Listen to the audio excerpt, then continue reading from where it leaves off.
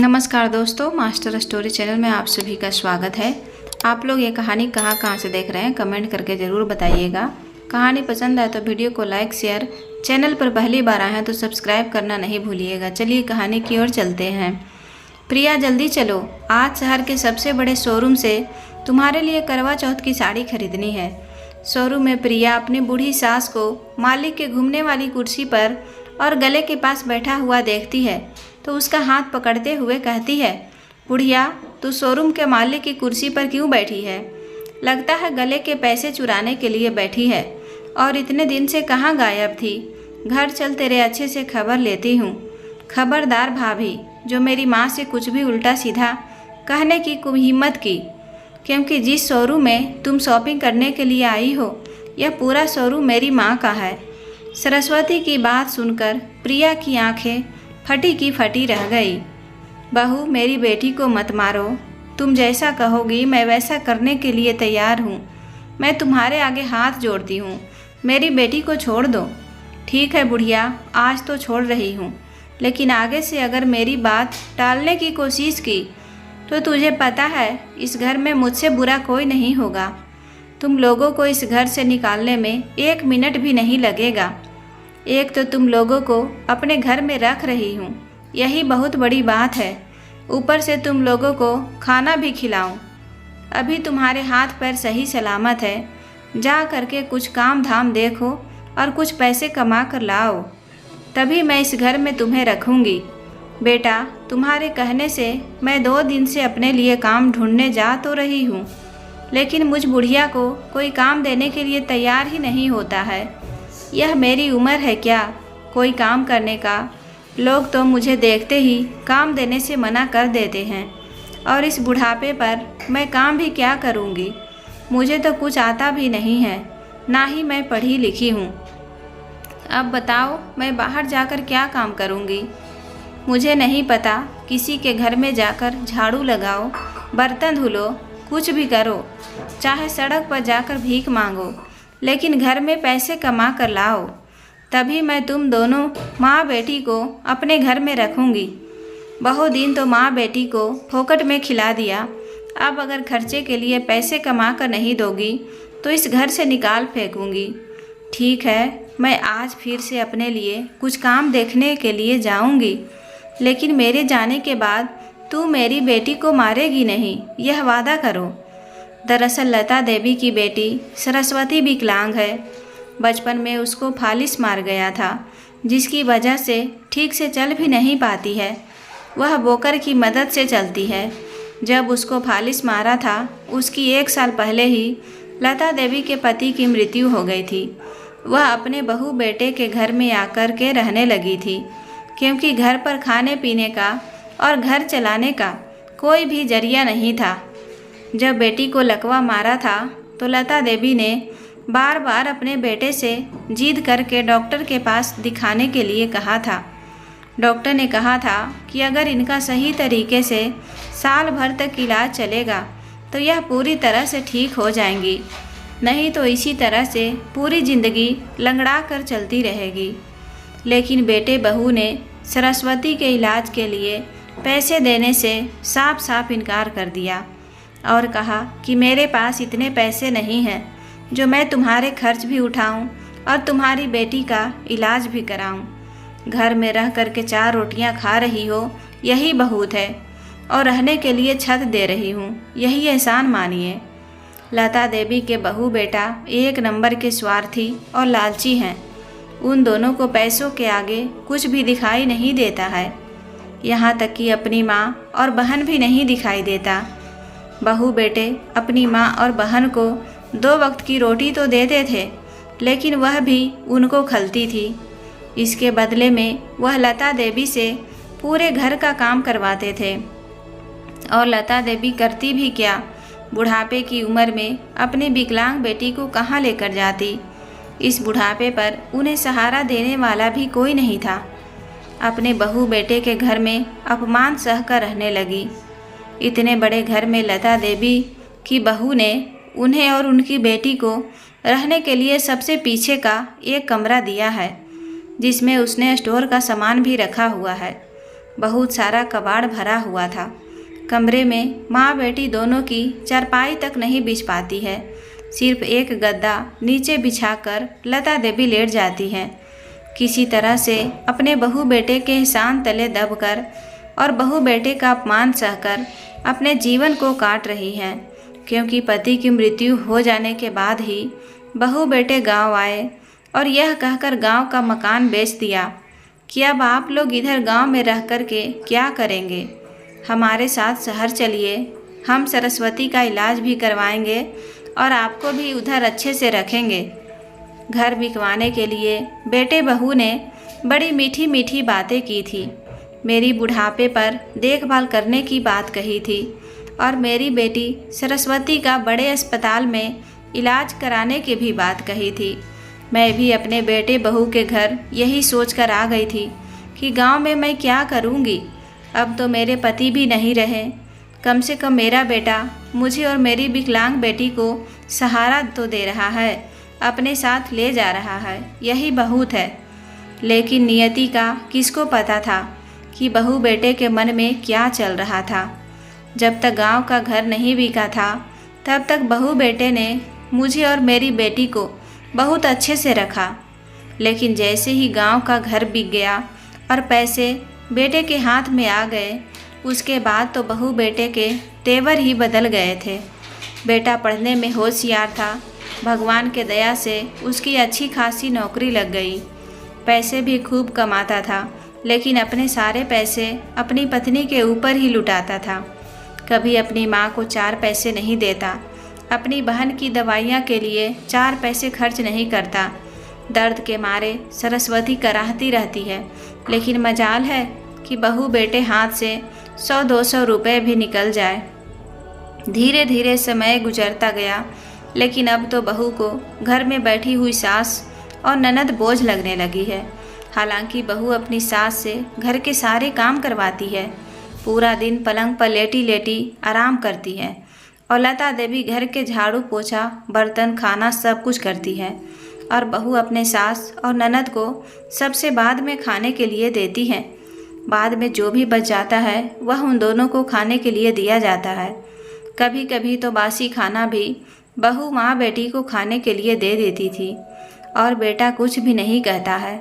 एक दिन बहू लता देवी को 2 दिन का बासी खाना देकर चली गई।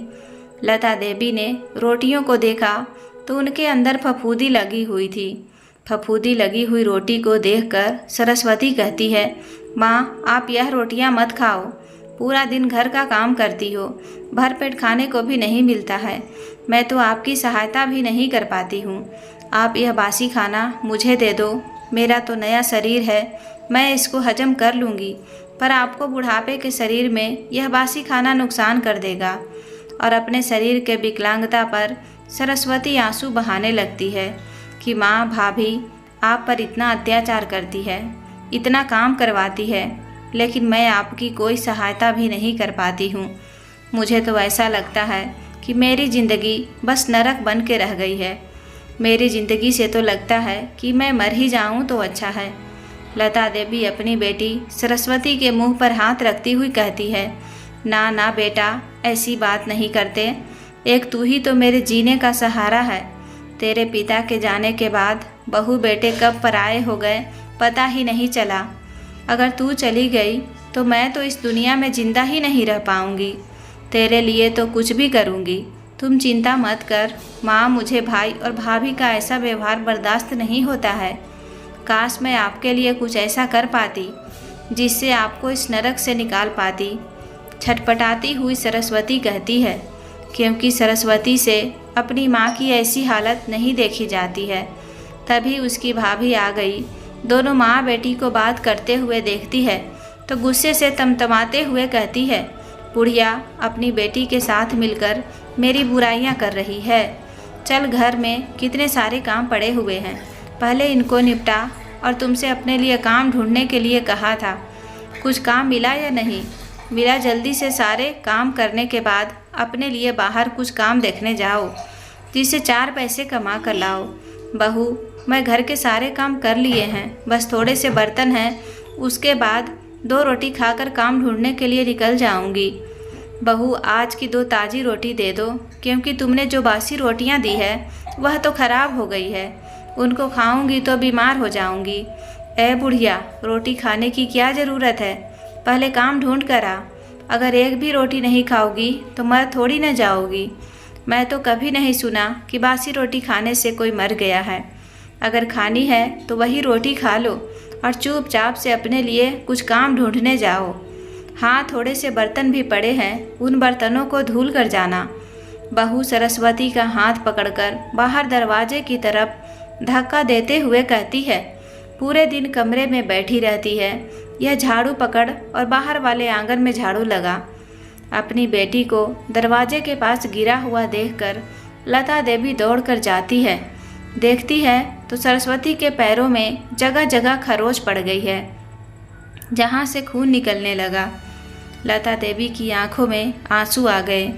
सरस्वती अपनी माँ की आंखों के आंसू को पोंछते हुए कहती है, माँ तुम चिंता मत करो, मुझे ज़्यादा चोट नहीं लगी है। एक दिन समय बदलेगा। आज जो भाई भाभी आपको और मुझे इतना परेशान कर रहे हैं, एक न एक दिन इन्हें इनकी सज़ा ज़रूर मिलेगी। इतना कहकर सरस्वती पास में पड़ी झाड़ू को उठाकर आंगन में घसीटते हुए झाड़ू लगाने लगी। लता देवी आंखों में आंसू लिए घर के काम निपटाने के बाद अपने लिए काम ढूंढने के लिए निकल गई। एक पेड़ के नीचे बैठे बैठे सोच रही है कि वह ऐसा क्या काम करेगी जिससे पैसा कमा सके। लता देवी ने सोच लिया है, अब ना कुछ ज़रूर करके रहेगी। अपने और अपने बेटी के लिए उन्हें कुछ करना है। जिस दिन वह कुछ करने लगेगी उसी दिन अपनी बेटी को लेकर उस घर से निकल जाएगी, क्योंकि अब उनके बर्दाश्त से बाहर हो रहा था अपने बहू के अत्याचार को सहना। बेटा तो कब का गूंगा हो गया था, कुछ कहता ही नहीं था। इसलिए लता देवी ने ठान लिया था कि यह कुछ न कुछ ज़रूर करके रहेगी, चाहे इसके लिए उन्हें कुछ भी करना पड़े। अगले ही पल लता देवी सोचने लगती है कि उन्हें घर के कामों के अलावा कुछ भी नहीं आता। अंगूठा छाप है, कोई उन्हें काम क्यों देगा। चलते चलते वह बाजार में पहुंच गई। बाजार में बहुत सारी दुकानें हैं। तभी उनकी नज़र दर्जी की दुकान पर पड़ती है। उसकी दुकान पर बहुत सारी सिलाई मशीन लगी हुई है। सिलाई का काम हो रहा है। बहुत सारी औरतें उसके अंदर सिलाई का काम कर रही है। उसका बहुत बड़ा बुटीक है। दर्जी की दुकान के बाहर खड़ी हुई लता देवी सोचती है कि उन्हें सिलाई का काम तो आता है, उन्हें बहुत अच्छे सूट सिलने आते हैं। गांव में सभी औरतें के सूट और ब्लाउज वही सिलती थी, तो क्यों न वह दर्जी की दुकान पर अपने लिए कोई काम मांग ले। शायद वह मुझ बुढ़िया पर दया खाकर कोई काम दे दे। दर्जी की दुकान के अंदर जाने पर दर्जी मास्टर पूछता है, क्या अम्मा जी, कुछ चाहिए क्या आपको? हाँ बेटा, कुछ काम चाहिए।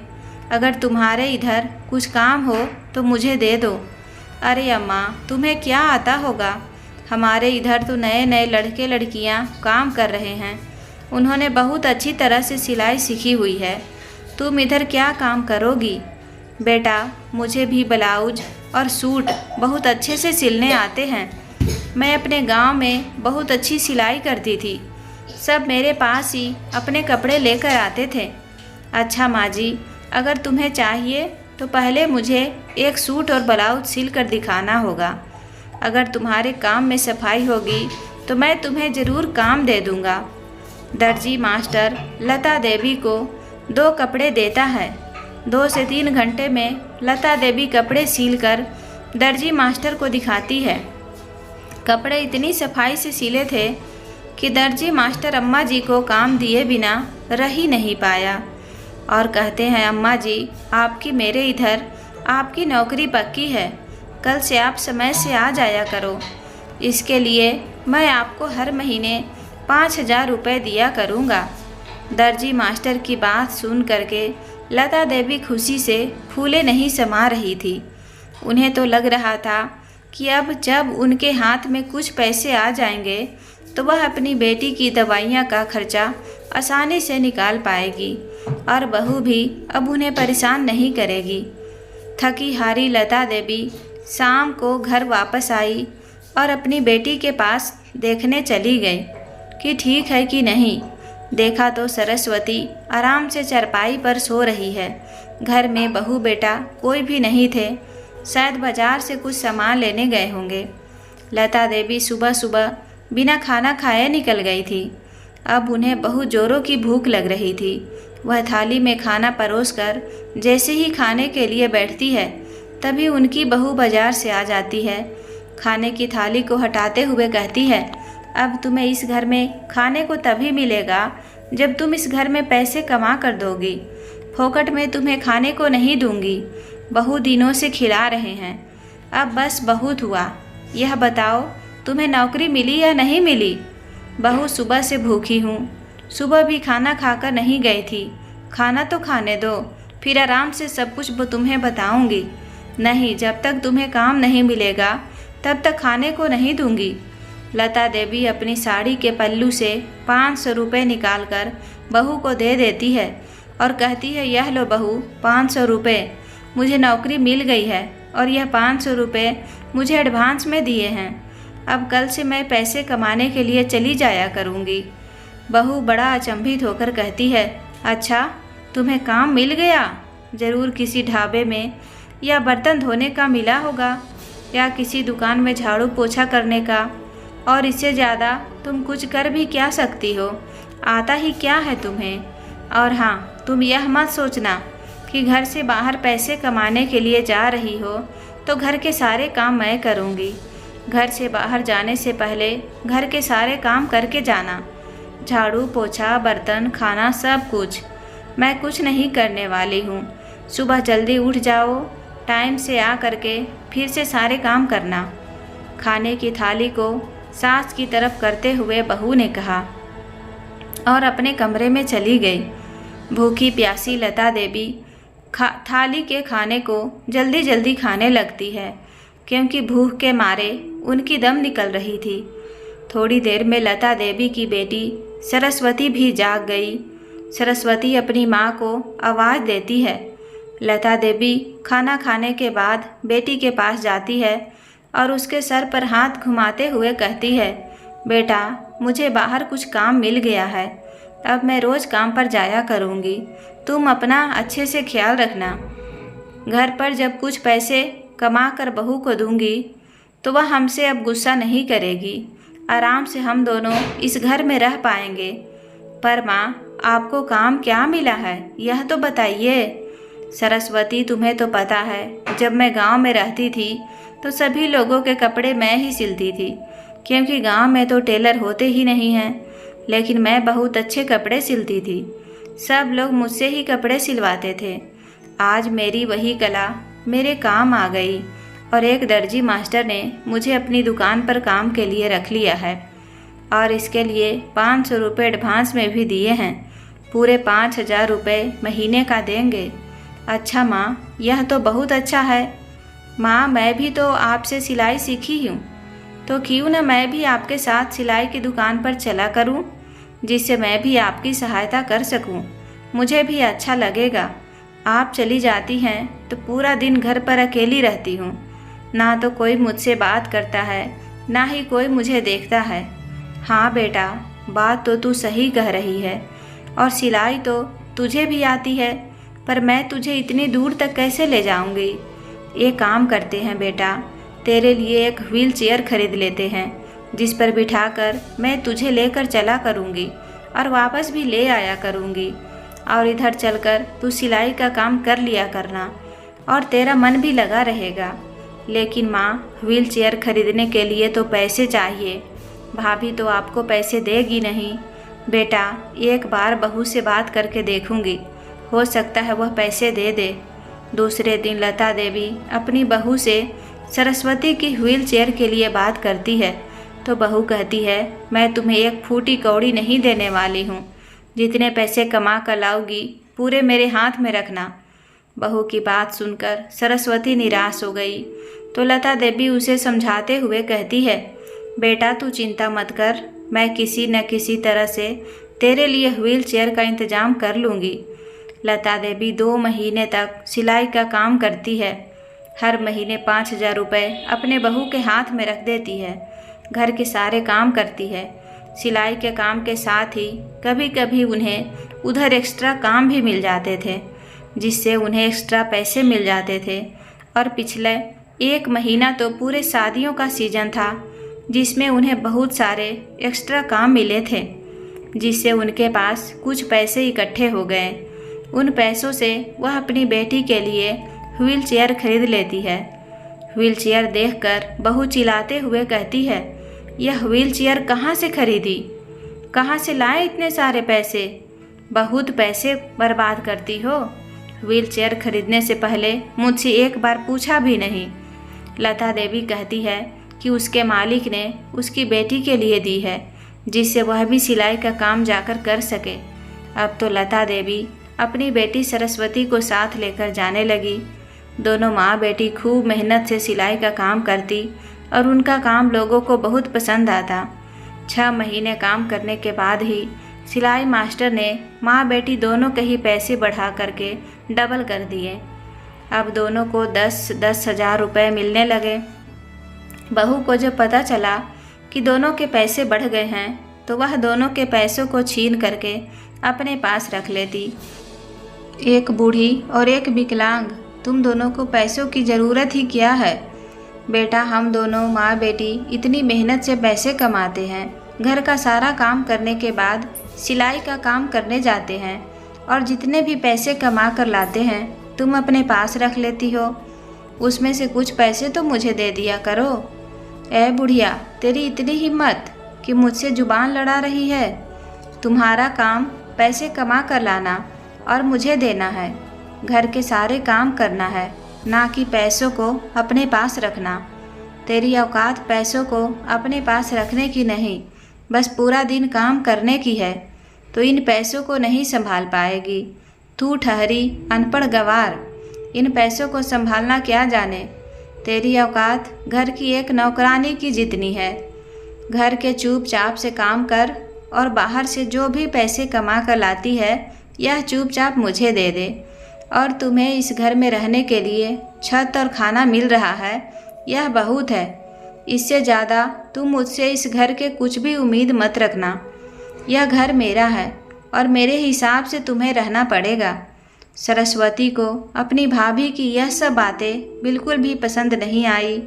वह तो उस मौके की तलाश में थी जब उसके और माँ के हाथ में कुछ पैसे आए और वह भाई भाभी का घर हमेशा के लिए छोड़ दे। एक दिन लता देवी सरस्वती के साथ सिलाई सेंटर पर गई तो शाम को वापस ही नहीं आई। घर पर शाम को खाने की तैयारी करनी थी। इधर लता परेशान थी कि बुढ़िया अभी तक नहीं आई।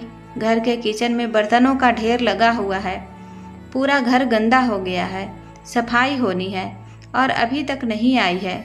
आने दो, आज दोनों को अच्छी तरह से खबर लूँगी।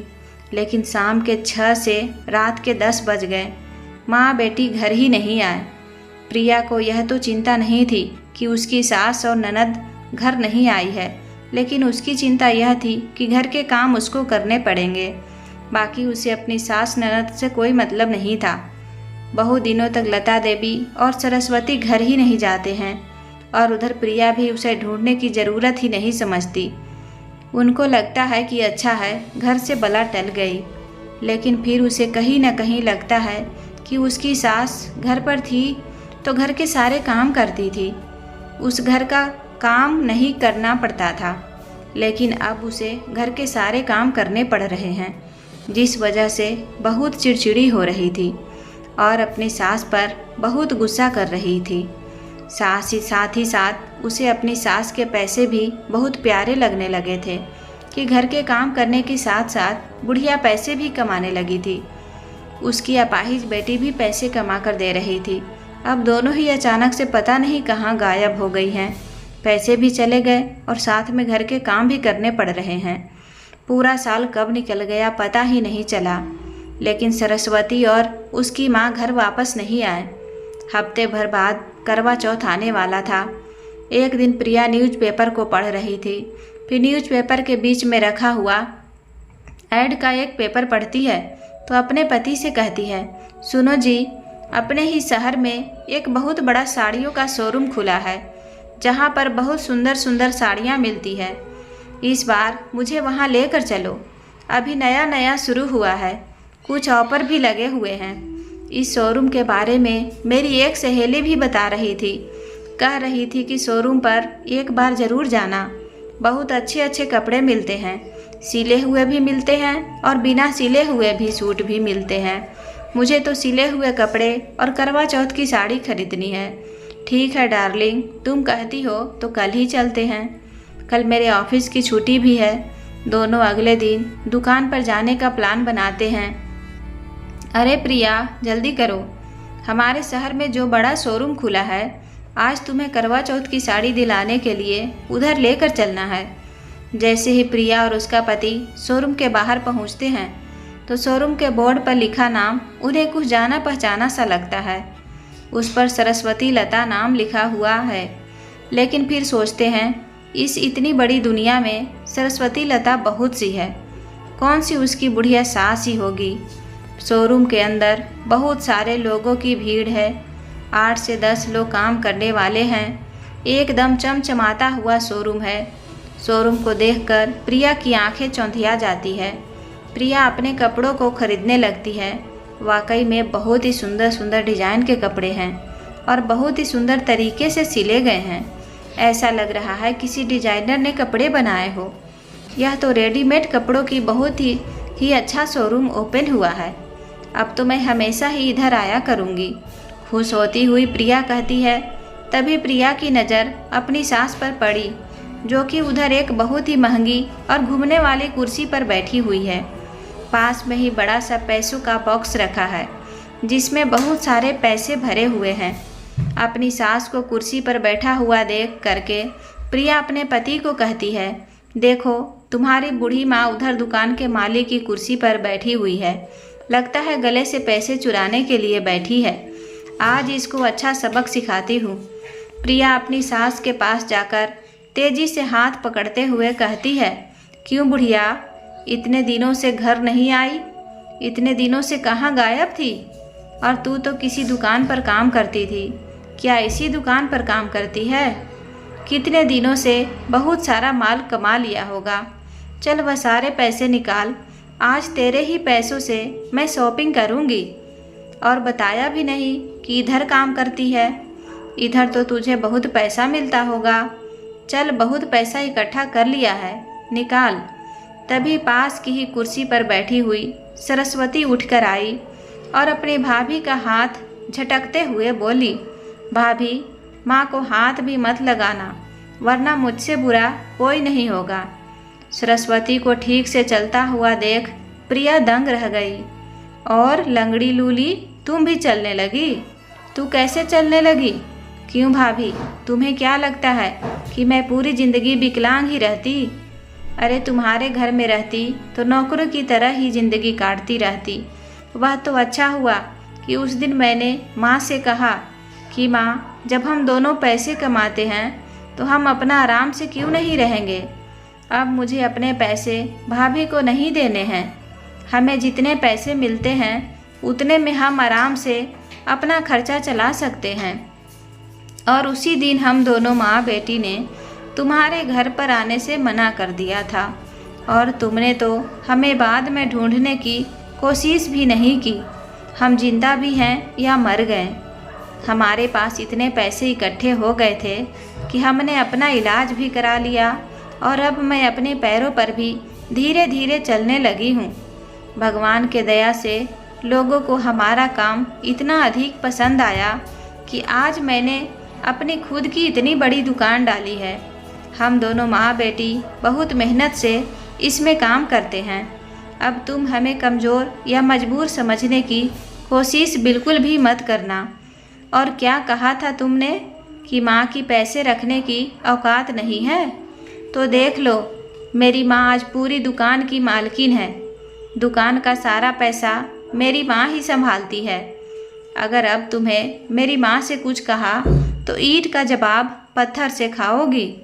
चुपचाप से मेरी माँ का हाथ छोड़ दो। अपनी ननद सरस्वती के तेवर देख करके प्रिया सकपका गई और सबके सामने सरस्वती ने जिस तरह से डांटा अब तो उसकी हिम्मत नहीं थी कि वह अपनी सास से कुछ कह पाती। हालांकि इतनी बड़ी दुकान और पैसे देखकर उसके मन में लालच तो आया। वह अपनी सास के पास जाकर हाथ जोड़कर माफ़ी मांगने लगी।